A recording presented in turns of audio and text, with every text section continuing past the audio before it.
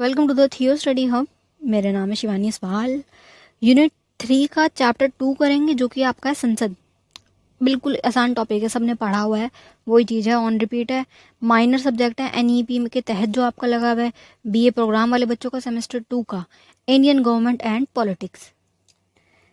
Syllabus देखिए एक बार, आपका टोटल 8 यूनिट है। फर्स्ट सेकेंड और थर्ड का ये वाला पार्ट हो चुका है, अब ये करेंगे, ठीक है। ये देख लीजिए बेटा, आपकी संसद भवन है एक बार, जो क्या है आपके पूरे देश का प्रतिनिधित्व करती है। देश के लिए क्या है, एक संसद है जिसमें सारे देश के जितने प्रतिनिधि हैं चुन चुन के यहाँ पर आएंगे, ठीक है, बड़े लेवल पर। और क्या है, भारत का भारत जो है आपका वो लोकतांत्रिक देश है। लोकतंत्र में आपके संविधान में क्या कहा हुआ है, संसदीय व्यवस्था है, उसमें क्या है, 3 चीज़ें मेन है। संसद कैसे बन रही है, 3 चीज़ों से मिलकर बन रही है। पहली आपकी हो गई लोकसभा, जिसे निम्न सदन कहा जाता है। दूसरी क्या हो गई, राज्यसभा, जिसे ऊपरी सदन कहा जाता है। इसमें कितनी सीट्स है, 545, और इसमें कितनी है, लगभग 250। और तीसरा अंक क्या है आपका, राष्ट्रपति, ठीक है। राष्ट्रपति से मिलकर आपकी ये संसद पूरी कंप्लीट होती है। ये ये है मेन इसके। पहले कोई भी बिल आएगा लोकसभा में जाएगा, फिर इसमें जाएगा ऊपरी सदन में, फिर इसको पूरी उस पर बातचीत होगी, सब कुछ होगा, उसके बाद कहाँ जाएगा बिल, यहाँ पर राष्ट्रपति के पास। राष्ट्रपति जब सिग्नेचर कर देगा तब वो बिल क्या है, माना जाएगा कि ये हो गया पास। ये है आपकी संसदीय व्यवस्था, जो कि ऐसे है। संसद, भारत की संसद अनुच्छेद इसमें बताई गई है। भारत के संविधान में संसदीय प्रणाली है, ब्रिटेन से ली गई है, मतलब ब्रिटेन वालों से ये वाली चीज़ ली गई है। ये आपकी लोकसभा है, निम्न सदन। दूसरा क्या है, राज्यसभा, उच्च सदन आपका। और राष्ट्रपति संसद का सत्र को बुलाता है। राष्ट्रपति क्यों मेन है, क्योंकि संसद के सत्र वगैरह सारा बुलाना, ये सब काम इसका है। बिल पहले यहाँ आएगा, फिर यहाँ जाएगा, फिर उसके बाद कहाँ, यहाँ जाएगा। ये हो गया आपका। अब स्टार्ट करेंगे संसद का गठन। संसद का गठन कैसे हुआ, कब हुआ, किसने किया, ये सब चीज़ें। अनुच्छेद किसमें, 79 में ये प्रावधान दिया कि भारत में संसद के 3 घटक होंगे। संसद के 3 घटक होंगे, राष्ट्रपति, लोकसभा और राज्यसभा। इनमें लोकसभा भंग की जा सकती है, लोकसभा में अविश्वास पत्र जो मत है वो प्राप्त हो जाए, ऐसे। राज्यसभा कभी भी नहीं होती भंग। ये क्या है, स्थायी सदन है। कैसे, क्योंकि इसमें हर 2 साल बाद क्या है, जो इसके 2/3 बंदे क्या है, रिटायर होते हैं और नए वाले चुने जाते हैं। ऐसे चलता रहता है इसमें सिस्टम, कभी भी ये क्या भंग नहीं होती, ये स्थायी है, ठीक है। जिसे भंग नहीं किया जा सकता। राष्ट्रपति का पद भी रिक्त नहीं रहता, कभी भी राष्ट्रपति बना रहता है। अब ये राष्ट्रपति के बारे में बता रहे हैं कि भारत के लिए राष्ट्रपति कौन है, जो मेन है ना, बोलते ना फर्स्ट मैन ऑफ इंडिया कौन होता है, फर्स्ट मैन, उसको कौन कहा जाता है, राष्ट्रपति, जिसके हाथ में पूरे देश की पावर होती है, बट नाम मात्र, ठीक है। भारत का राष्ट्रपति भारतीय संसद का एक अभिन्न अंग है, ठीक है, ये मेन है। तो ये दोनों सदनों में किसी भी बैठक में बैठ सकता है, इसकी मर्जी है, किसी में भी बैठ सकता है, कोई इसको रोक नहीं सकता। यह कार्यवाही में भाग ले सकता है, कहीं भी बैठ सकता है, भाग ले सकता है। सिग्नेचर तो एट द एंड इसी को करना है। भारत का राष्ट्रपति संसद का मुख्य भूमिका निभाता है, मेन इसके सबके नाम पे चलता है, क्योंकि सारे सत्र, कौन सा सत्र कब होगा, किसको बुलाना है, कब बुलाना है, ये सब ये डिसाइड करता है, ठीक है। राष्ट्रपति सदन का सत्र का दूसरे सत्र तक की अभिवान होने के लिए आदेश देता है। मतलब कि एक सत्र कब होगा, दूसरा सत्र कब होगा, कब कैसे, कब मतलब मीटिंग्स कब होगी, संसद का सत्र कब होगा, ये सब कौन है, ये डिसाइड करता है। दोनों सदनों के द्वारा पास किए गए बिल्कुल लास्ट में क्या है, विधेयक पे इनके क्या है, हस्ताक्षर, इनकी सहमति के बिना कानून नहीं बन सकता, विदाउट इनके सिग्नेचर नहीं बन सकता, ठीक है। बस एक मनी बिल को छोड़ के, एक्सेप्ट मनी बिल। क्यों, क्योंकि देखो बेटा, जनता का पैसा जनता के चुने गए प्रतिनिधि के हाथ में होना चाहिए, और जनता के द्वारा चुने गए प्रतिनिधि कौन है, लोकसभा वाले।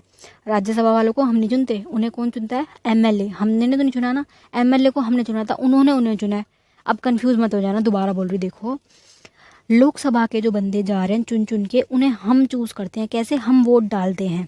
पर राज्यसभा वालों के लिए हम वोट नहीं डालते, उनको कौन चुनता है, जो लोग राज्यों की, स्टेट्स की विधान परिषदों में, विधान मंडलों में बैठे होते हैं ना, एमएलए जिन्हें कहा जाता है, मेंबर ऑफ लेजिस्लेटिव असेंबली, उनके एमएलए जो बैठे होते हैं ना, वो वोट डालते हैं उसमें।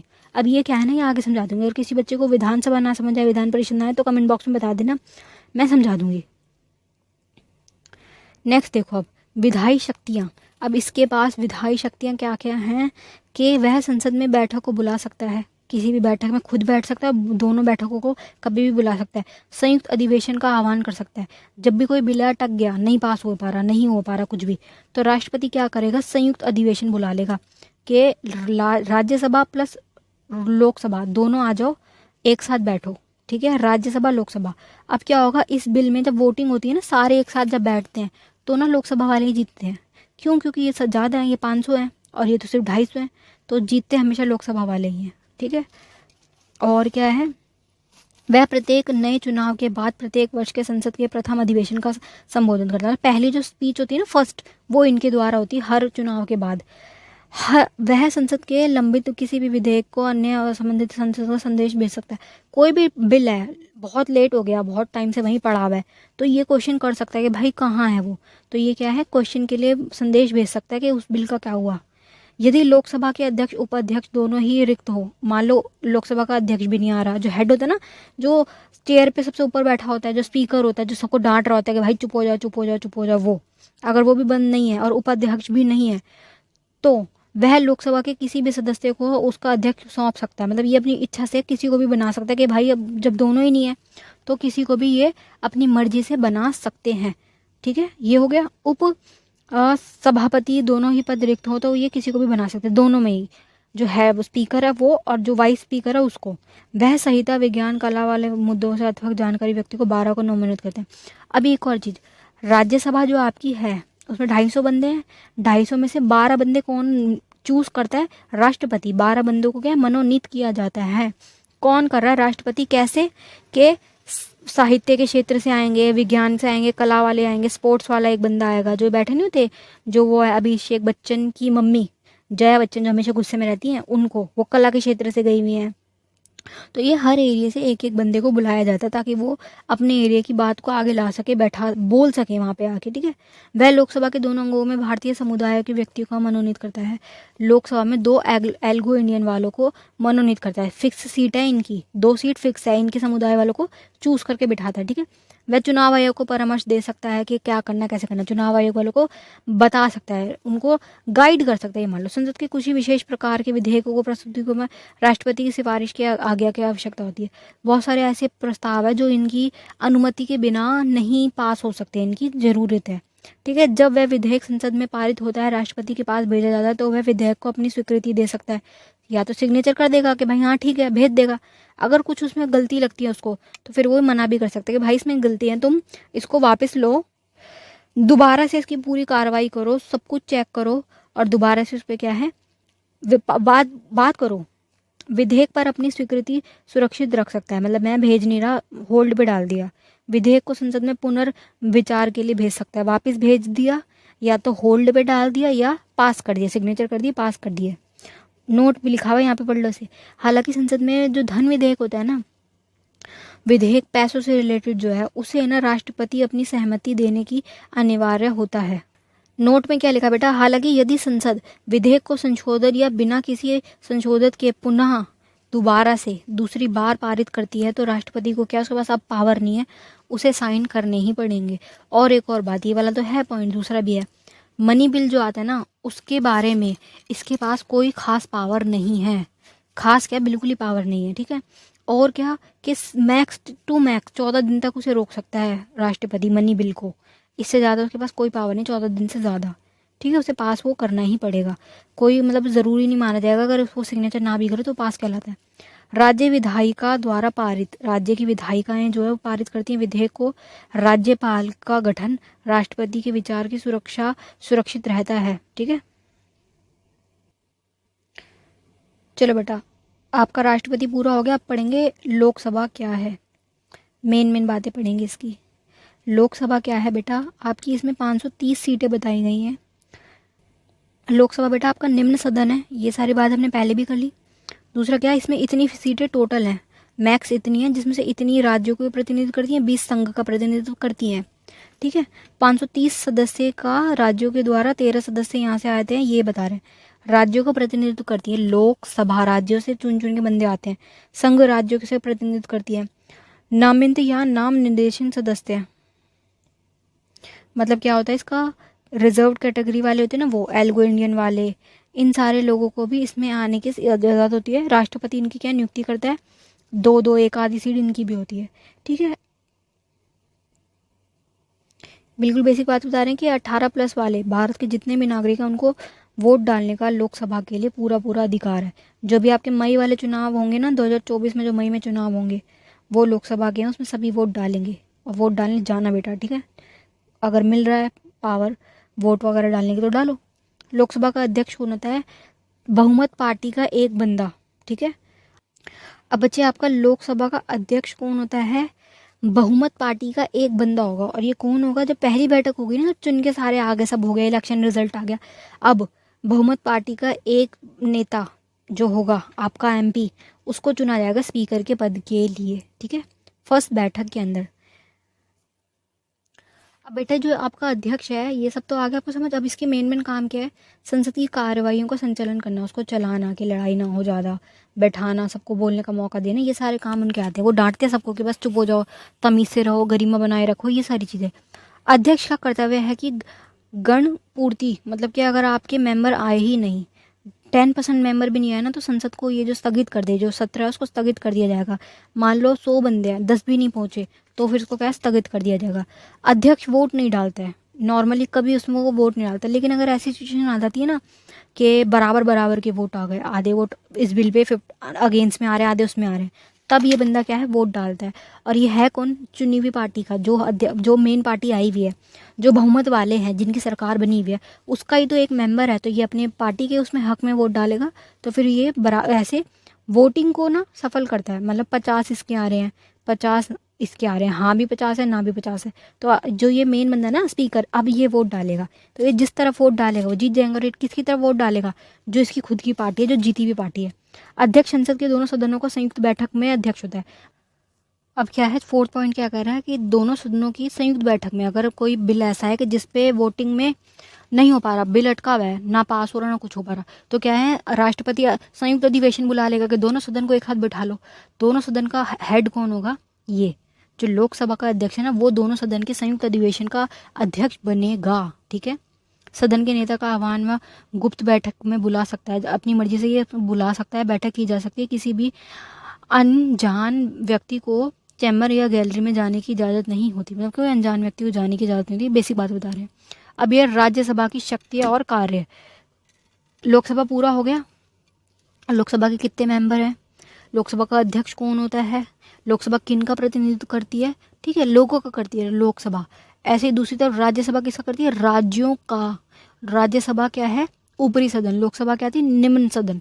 इसमें क्या है कि 250 आपके मेंबर हैं, 250 में से 12 को कौन है, राष्ट्रपति चुनेगा, मनोनीत करेगा। और ये बंदे कौन होंगे, कला के क्षेत्र से, अलग अलग एरियोज से आएंगे। ये सारी बातें हमने कर ली है। पहला सदन क्या है आपका, निम्न, लोकसभा, जो ज़्यादा पावरफुल है। तो उसके बाद क्या है आपका राज्यसभा, जो कम पावरफुल है, इनकी संख्या भी कम है। यहाँ से बिल यहाँ जाता है। ठीक है, और जो धन विधेयक वगैरह, उनमें सारी पावर लोकसभा वालों के हाथ में होती है, क्योंकि लोगों ने उनको चुन के भेजा है। और इनको राज्यसभा वालों को किन्होंने चुन के भेजा है, जो एमएलए होते हैं ना, मेंबर ऑफ लेजिस्लेटिव असेंबली वाले, जो राज्यों में विधानसभाएं बनी हुई होती हैं, उनके द्वारा चुन के जाते हैं। ठीक है, अब इसके बारे में क्या बता रहे हैं कि इसमें से 299 सदस्य राज्य प्रतिनिधित्व करते हैं, 4 संघ राज्य क्षेत्रों का प्रतिनिधित्व करते हैं, 12 मनोनीत होते हैं। टोटल से सदस्य बता रहे हैं कि कौन कौन कहाँ से कितने आ रहे हैं, आवंटित किया जाता है। राज्यों का प्रतिनिधित्व करता है। अब इसकी मेन पावर्स क्या बता रहे हैं कि ये क्या है, राज्यों का प्रतिनिधित्व करता है। लोकसभा लोगों का प्रतिनिधित्व कर रहा था, ये क्या कर रहा है, राज्यों का प्रतिनिधित्व करवा रहा है। स्थायी सदन है ये, इसे कोई भंग नहीं कर सकता, ये सारी बातें आएंगी इसमें। ठीक है, राज्यसभा राज्यों का प्रतिनिधित्व करता है। और क्या है, राज्यों में, राज्य द्वारा विधानसभाओं में जो एमएलए भेजे जाते हैं, राज्यों हम चुन रहे हैं, वो लोग इनको चुनते हैं, तो ये राज्यों का प्रतिनिधित्व कर रहे हैं। ऐसे फिर क्या, संघ राज्य क्षेत्रों का प्रतिनिधित्व, जो आपके यूनियन टेरिटरीज होते हैं ना, उनका भी प्रतिनिधित्व ये करता है। नामित या अनामित सदस्य, मतलब ये इसमें भी आरक्षित वाले आते हैं सदस्य। राष्ट्रपति राज्यसभा में 12 बंदों को आरक्षित, जो रिजर्व्ड सीट है ना, उनकी बात हो रही है। ये वाले साहित्य विज्ञान वाले सारे वो बंदे आ गए। संघ और राज्यों का प्रतिनिधित्व कर रहा है, ये सारी बात आपको आगे समझ कि राज्यसभा राज्यों के संघ का प्रतिनिधित्व करता है, कार्य करता है। और बेटा ये एक और इम्पॉर्टेंट बात कि अब ये सीट फिक्स कैसे होंगी कि कितने एरिया से, कितने राज्यों से कितने बंदे आने चाहिए, राज्यों का प्रतिनिधित्व कर रहा है ना, तो कैसे होगा, आपके उस एरिया की कितनी बड़ी है वो लेंथ है उसके हिसाब से होगा, कितना बड़ा एरिया है।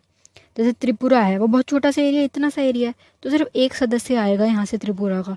उसी तरफ उत्तर प्रदेश, आपका यूपी कितना बड़ा एरिया है, तो वहाँ से 31 सदस्य आएंगे। एरिया के हिसाब से होता है, जो जितनी बड़ी जगह होगी वहाँ से उतने सदस्य आएंगे राज्यसभा में। त्रिपुरा बहुत छोटे सा एरिया है, तो सिर्फ एक सदस्य। संसदीय विशेष अधिकार, अब संसद के बाद क्या क्या विशेष अधिकार होते हैं, देखो बेटा, हमने लोकसभा पढ़ लिया, हमने राज्यसभा पढ़ लिया, हमने राष्ट्रपति भी पढ़ लिया, हमने तीनों पढ़ लिए। लोकसभा आपका क्या है, निम्न सदन है पर ज़्यादा पावर है, 500 प्लस उसमें सदस्य हैं, 5 साल का उसका कार्यकाल है, हर 5 साल में चुनाव होते हैं। राज्यसभा क्या है, स्थायी सदस्य है, ऊपरी सदन है, 250 उसके बंदे हैं, 6 साल उसका क्या है, कार्यकाल है। ऐसे उसके क्या मतलब उसके पास क्या क्या पावर है, पहले बिल लोकसभा में जाएगा, उसके बाद राज्यसभा में जाएगा, फिर उसके बाद राष्ट्रपति के पास जाएगा। ये इसकी सारे स्ट्रक्चर समझ लिया। अब संसद के बाद और क्या क्या पावर्स है वो देखना है। संसद के पास प्रत्येक सदन का बुलाने का स्वतंत्रता है, संसद वाले जो है उनके पास प्रत्येक सदन को बुलाने की स्वतंत्रता है। संसद सदस्यों के स्वतंत्र और कुशल कार्यों को हेतु आवश्यक चीजें ये सारी बता रहे हैं। किसी भी कथित अथवा मत व्यक्त किए गए संबंध में न्यायालयों की कार्रवाई के प्रति रक्षा, मतलब क्या बेटा कि आपके जो ये मेंबर्स हैं ना, न्यायालय की कार्रवाई से बच सकते हैं। अगर किसी भी टॉपिक पे अगर वो कुछ बोल रहे हैं, उनका देखो बोलने का अधिकार है, वो बोल सकते हैं, उनको कोई ये नहीं है कि आपने ये विवादित टॉपिक पे कैसे बोल दिया, ठीक है। और क्या है, किसी भी रिपोर्ट, कागज, वीटो या कार्रवाई के सदन के किसी भी सदन द्वारा अथवा उसके आधिकारिक प्रकाशन से संबंध में उत्तरदायित्व की प्रतिरक्षा, मतलब ये कोई भी अगर काम कर रहे हैं तो इनके ऊपर कोई फोर्स नहीं है, कोई पावर नहीं है कि आपकी ये रिपोर्ट, कागज, वीटो वगैरह कहाँ है, ठीक है। अपनी इच्छा अनुसार अपने कार्यकाल के हिसाब से ये काम कर सकते हैं। सत्र के पूर्व और अथवा 40 दिन की अवधि के दौरान दीवानी मामलों में गिरफ्तारी से मुक्ति। जो ये बंदे होते हैं ना, एमपी हुए, अब इनकी वोटिंग जरूरी है। हो तो ये भी सकता है कि इनके ऊपर गलत, विपक्ष वाले, कांग्रेस वाले गलत मामला चलवा दें और इनके ऊपर क्या है, इनको जेल में डलवा दे, तो फिर ये वोटिंग कैसे करेंगे। तो जब सत्र चल रहा होता है ना, उससे 40 दिन पहले और बाद की अवधि में इनको ना गिरफ्तार नहीं किया जा सकता दीवानी मामलों में। नॉर्मल केस में अगर मान लो इन्होंने बहुत बड़ा कोई अपराध कर दिया, मर्डर का केस कर दिया, कुछ कर दिया, तो देखो पकड़े जाएंगे, फिर इन्हें रोका नहीं जा सकता। पर अगर नॉर्मल मामले ना, मार पिटाई वाले, इंसल्ट कर दी, ये कर दी, वो कर दी, इन सब में क्या है, इनको गिरफ्तारी से सुरक्षा है। क्योंकि बहुत ऐसे केस हो सकते हैं कि वोटिंग उनकी ना हो, उनका बहुमत प्राप्त ना हो, तो बंदे को झूठा आरोप लगा के बंद करवा दिया। तो ये जब ये सत्र चल रहे थे ना, वोटिंग वाला काम चल रहा था, तब नहीं होता ये। किसी न्यायालय में गवाह के रूप में उपस्थिति होने से छूट, मतलब एक जबरदस्ती नहीं किया जा सकता इनके साथ कि आपको गवाह देना बनना पड़ेगा, इसकी इनकी छूट है कि जबरदस्ती नहीं है। क्योंकि एमपी है ना, मेंबर ऑफ पार्लियामेंट है, पावर है भाई उनके पास, ठीक है। बाकी ये टॉपिक इतना खास नहीं था, इतना कुछ इंपॉर्टेंट था विशेषाधिकार वाला। आपको मेन क्या करना है, आपका लोकसभा इंपॉर्टेंट है, राज्यसभा इंपॉर्टेंट है, इनकी पावर्स क्या है, ये सारी सारी बेसिक बातें, और राष्ट्रपति का भी कि राष्ट्रपति के पास क्या पावर है, कैसे है, आपकी संसदीय व्यवस्था कैसे काम करती है। हम लोग वोट डालते हैं, ठीक है, हम चुनते हैं व्यक्तियों को कि ये हमारा प्रतिनिधित्व करेगा, फिर वो व्यक्ति हमारी जो भी समस्या है वो जाके संसद में उठाता है कि ये ऐसे है, ये ऐसे है, फिर वो उसको कानून बनेगा, पहले लोकसभा में बात होगी, बिल पास होगा, उस पर रीडिंग होगी, वाद विवाद होगा, सब कुछ होगा। उसके बाद वो बिल कहाँ जाएगा, ऊपरी सदन में, राज्यसभा में। राज्यसभा में सब कुछ पूरा सेम प्रोसेस रिपीट होगा, बात होगी, ये होगी, कुछ अगर गलती होगी तो उसको करेक्ट करा जाएगा, उसे वापस भेजा जाएगा कि ये गलत है, आप इसे ठीक करो, सब कुछ हो जाएगा ना। जब पास हो जाएगा बिल वो दोनों जगह से वोटिंग में, तो वो आगे जाएगा राष्ट्रपति के पास। अगर बिल सही है तो राष्ट्रपति क्या करेगा, साइन कर देगा, गलत है तो वापस भेज देगा, भाई दोबारा करो, सब कुछ गलत है ये, और होल्ड पे भी डाल सकता है। बस ये कि जो मतलब मेन बिल है, पैसों से रिलेटेड बिल है, उसमें नहीं कुछ कर सकता, बाकी सारे बिल में उसकी पूरी पावर है, ऐसे। और अगर आपका दोबारा भेजा हुआ बिल राष्ट्रपति ने वापस भेज दिया कि भाई ये गलत है बिल, इसको वापस भेज रहा हूँ, वापस घूम के आ गया, तो फिर अब उसे सिग्नेचर करने पड़ेंगे सेकंड टाइम में। ये वाली बात हमने पढ़ ली सारी। चलिए, किसी को कुछ ना समझ आया तो आप मुझसे पूछ सकते हैं। Best of luck for your exam बेटा। और आपके सेकंड सेमेस्टर के सारे सब्जेक्ट के लिंक नीचे डिस्क्रिप्शन बॉक्स में मिलेंगे।